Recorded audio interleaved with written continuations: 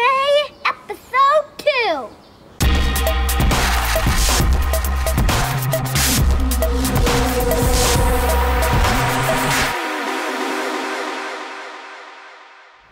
Is it safe to travel to Xinjiang? I completely understand why you're asking that question. The funny thing is, when I arrived in 2006, that question wasn't even relevant. It wasn't until 2008, coming up to the Olympics, and 2009, when we had incidents here in Urumqi, that question became something that was commonly asked by travelers heading out to this region. So let me go ahead and answer that question quickly. Is it safe to travel to Xinjiang? Yes! Okay, I guess I can't say that with 100% certainty, and I'm sure there's some liability involved in there, so let me qualify that statement just a little bit.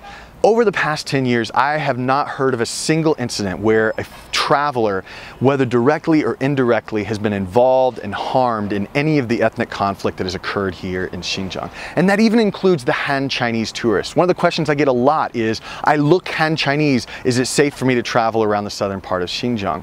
And again, I don't know of anybody that's been harmed, and one little tip for you, smile. It's surprisingly disarming for people, especially in southern Xinjiang, where people are incredibly friendly, and a smile is just one small gesture that really makes a big difference. So let me walk you through a couple of things that you're going to notice differently when traveling here in Xinjiang, and things that you can do in order to make sure that that doesn't hamper or harm or change your plans here as you're traveling.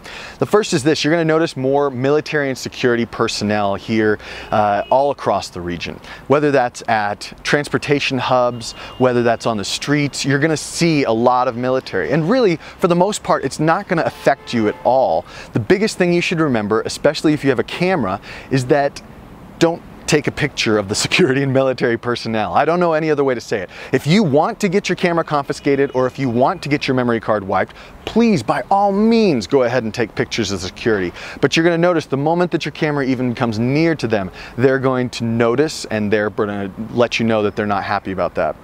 The second thing is that you're going to notice a lot of metal detectors that you're going to have to go through. You'll notice a lot of cameras all over the place, and you're going to notice bag checks everywhere you go. This is just part of life here in Xinjiang, and it's something you need to get used to.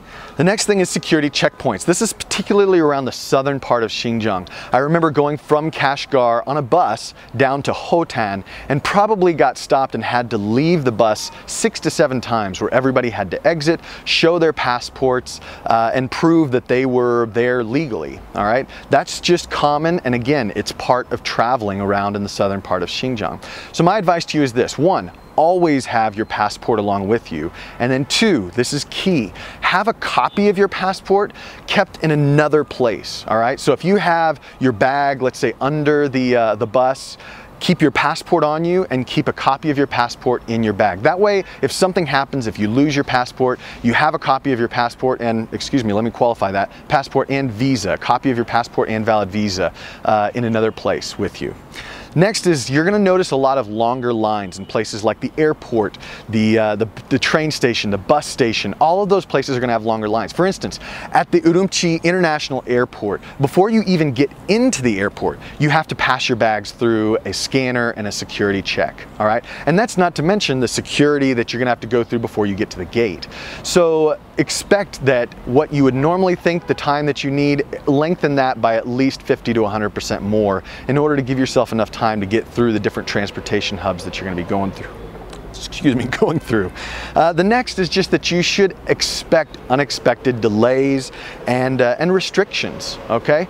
Whether that's flight delays, whether that's delays due to security checks, it happens all the time. And I have a number of people that tell me, I was planning to go here, or they ask me, is it possible to go to this village, or is it possible to go here? And my answer is usually the same. Well, it should be. Whether it actually is or not really is dependent upon the security official that day, or maybe the government official for that particular region. I can't tell you for certain that where you want to go is going to be open for foreigners at the time that you want to go. So just, you know, be flexible about it. That's one of the two things that I would really say for those that are thinking and worried about the safety situation here in Xinjiang. The first is this: use common sense. The biggest thing that you're going to have to really worry about here is pickpockets, and that's the same all over China. That is my biggest concern here in Xinjiang as regards to safety, not that anything else is going to happen to me. So use common sense, and the second thing is to be flexible. All right, be flexible with your itinerary, be flexible with your time. All right, because the more that you are going to be rigid about it, the less you're going to enjoy your experience here in Xinjiang, because things happen that are out of your control, they're out of my control, they always happen. So as long as you expect it, you can have a good time while you're here.